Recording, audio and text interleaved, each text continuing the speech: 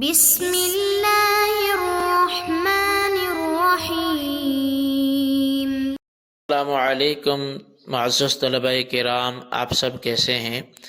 آج ہم نور الانوار کے سبق نمبر 100 کو پڑھیں گے، اور آج کے ہمارے سبق کی عبارت ثم لما فرغ المصنف عن بیان انواع الاداء والقضاء سے شروع ہوتی ہے، اور آج کے ہمارے سبق کا جو عنوان ہے وہ ہے مامور بھی کے حسن کا بیان۔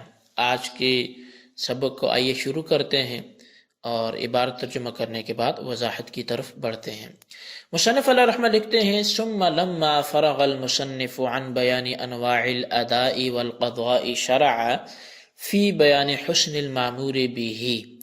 پھر جب مصنف ادا اور قضاء کی اقسام بیان کر کے فارغ ہو گئے تو انہوں نے مامور بھی کے حسن ہونے کی اچھے ہونے کی بیان کو شروع کر دیا۔ فقال، تو فرمایا ولا بد للمامور به من صفت الحسن ضرورت ان الامر حکیم۔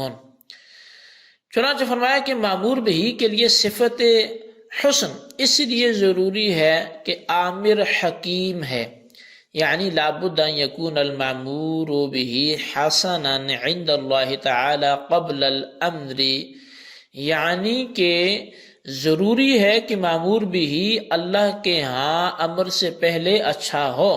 ولیکن یعرف ذلک بالامر ضرورۃ ان الامر حکیم، لیکن یہ بات جو ہے وہ امر سے جانی گئی اس بات کی ضروری ہونے کی وجہ سے کہ آمر حکیم ہے۔ والحکیم لا یأمر بالفحشاء، اور حکیم جو ہوتا ہے وہ کبھی بھی بری باتوں کا امر نہیں فرماتا۔ وہذا عندنا وعند المعتزلة الحاکم بالحسن والقبح هو العقل لا دخل فيه للشرع، وعند الاشعری الحاکم بهما هو الشرع لا دخل فيه للعقل۔ مصنف فرماتے کہ یہ ہمارا مذہب ہے، اور رہے معتزلہ تو ان کے نزدیک حسن اور قبح کا جو فیصلہ کرنے والی چیز ہے وہ عقل ہے، اس میں شریعت کو کوئی دخل نہیں ہے۔ اور اشاعرہ کے نزدیک ان دونوں کا فیصلہ کرنے والی وہ شریعت ہے، اس بارے میں عقل کو کوئی دخل نہیں ہے۔ جی طلبہ کرام، یہ ہمارے آج کے سبق کی عبارت اور اس کا ترجمہ تھا۔ اب آئیے اس کی وضاحت کی طرف بڑھتے ہیں۔ مصنف علیہ رحمہ نے فرمایا کہ مامور بھی کے لیے صفت حسن کا پایا جانا ضروری ہے، جیسا کہ منہی عنہ کے لیے صفت قبح کا پایا جانا ضروری ہے۔ اور اس کی وجہ یہ ہے کہ آمر اور ناہی چونکہ اللہ تعالیٰ ہے، اور اللہ تعالیٰ حکیم ہے، حکمت والا ہے، اور حکمت والا حکیم اچھی چیزوں کا امر کرتا ہے اور بری چیزوں سے منع کرتا ہے۔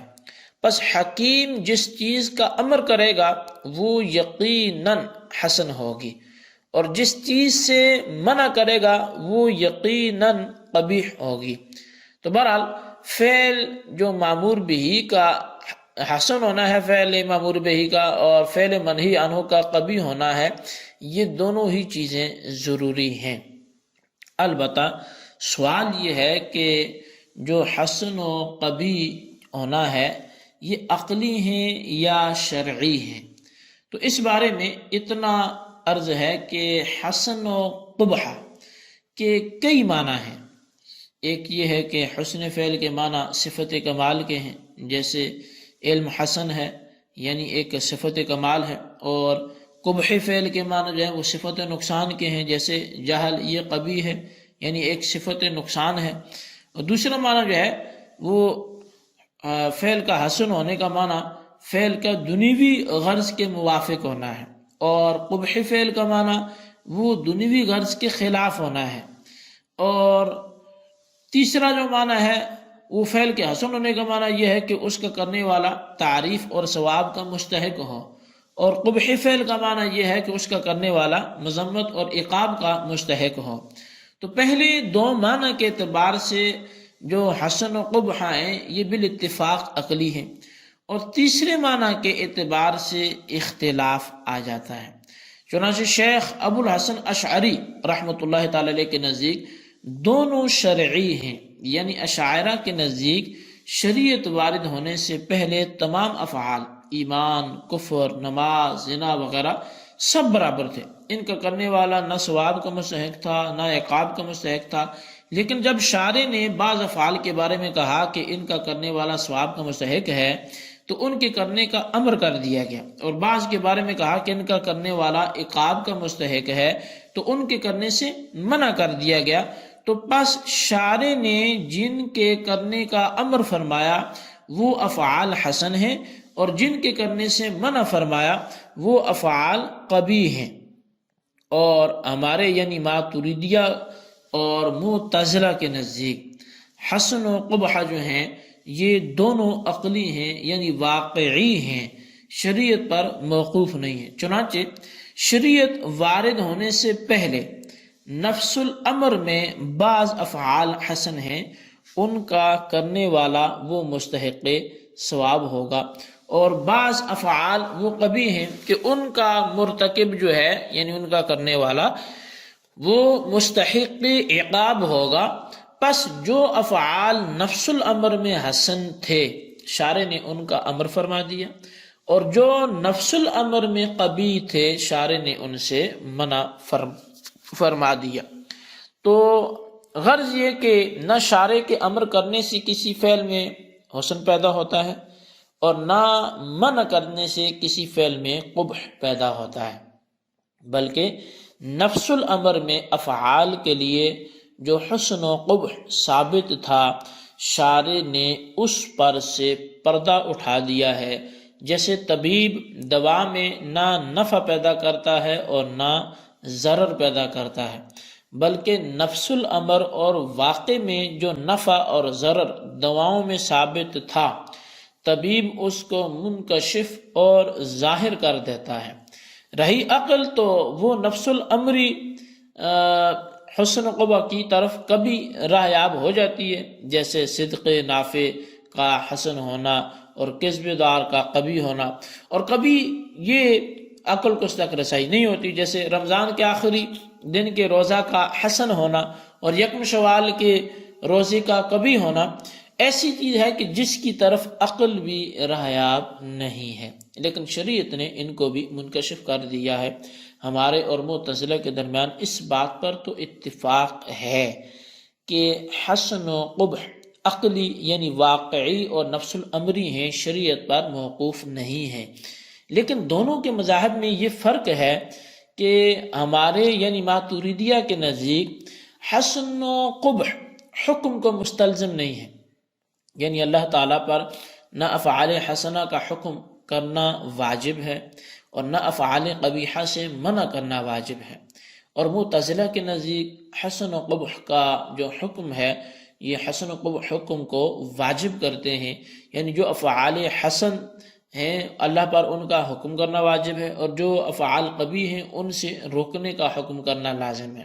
چنانچہ اگر شارع نہ ہوتا اور افعال اور ان کے کرنے والے ہوتے تو بذریعہ عقل احکام ثابت ہوتے، اور جو فعل اباحت کی صلاحیت رکھتا ہے وہ یقیناً مباح تھا، اور جو حرمت کی صلاحیت رکھتا ہے وہ یقیناً حرام ہوتا۔ تو دوسرا فرق یہ ہے کہ معتزلہ کے نزدیک نفس الامری حسن و قبح کا فیصلہ کرنے والی صرف عقل ہے، یعنی عقل جس فعل کو حسن قرار دے گی گویا وہ فعل نفس الامر میں حسن ہے، اور جس فعل کو قبیح قرار دے گی تو گویا وہ فعل نفس الامر میں قبیح ہے۔ اور ہمارے ماتریدیہ کے نزدیک اس کا فیصلہ کرنے والی شریعت ہے، یعنی شریعت اسلام جس فعل کو حسن قرار دے سمجھ لو کہ وہ فعل نفس الامر میں بھی حسن، اور جس کو قبیح قرار دے تو سمجھ لو وہ فعل نفس الامر میں بھی قبیح ہے۔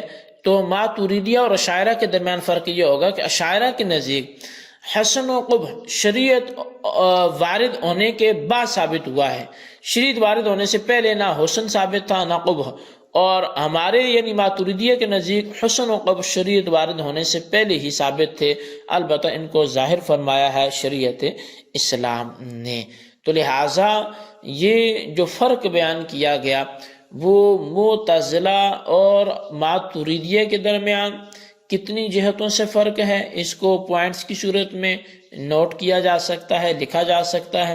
اور اسی طرح اشاعرہ اور ماتریدیہ کے درمیان کیا فرق ہے، اس کو بھی لکھا جا سکتا ہے۔ تو لہذا یہ ہمارا آج کا سبق تھا، اس کو اسی انداز سے لیا جائے اور پوائنٹس بنا کر اس کے لکھے جائیں اور اس کے خلاصے کو اپنے رجسٹروں کی زینت بنایا جائے، اور بالخصوص ان سوالات کے جوابات بھی دیں۔